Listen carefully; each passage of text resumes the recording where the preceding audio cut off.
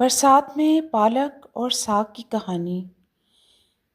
بارش کا موسم شروع ہوا تو گاؤں کی سبزیاں اور پتے دھل دھلا کر مزید ہرے بھرے نظر آنے لگے۔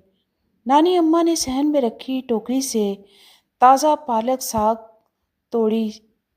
چھوٹی ہنا بھی ساتھ تھی۔ ہنا خوش ہو کر بولی، نانی اماں، یہ پالک تو کتنی خوبصورت اور ہری بھری لگ رہی ہے، کیا ہم اسے ایسے ہی پکائیں گے؟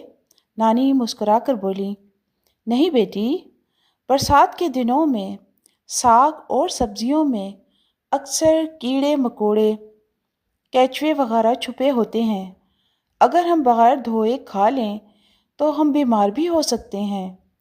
پھر نانی اماں نے بڑے سے ٹب میں ساگ ڈال کر کئی بار پانی سے دھویا۔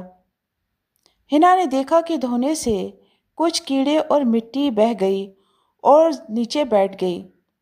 اس کے بعد نانی اماں نے پتوں کو اچھی طرح جھاڑ کر کاٹ کر صاف برتن میں رکھ دیا۔ ہنا نے خوشی سے کہا، اب تو یہ بالکل صاف ستھرا اور مزیدار لگ رہا ہے۔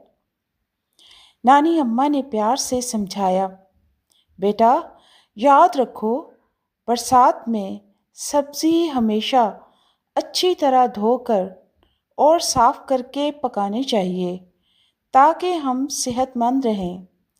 اس دن ہنا نے یہ سیکھا کہ صفائی صحت کی حفاظت کرتی ہے۔ تو دوستو، برسات کے دنوں میں پالک ساگ سبزیاں اچھی طرح پانی میں ڈبو کے رکھنی چاہیے کچھ دیر تک، تاکہ ریت مٹی اور کوئی کیڑے مکوڑے ہوں تو وہ نیچے بیٹھ جائیں۔ صفائی ہی صحت کی ضامن ہے۔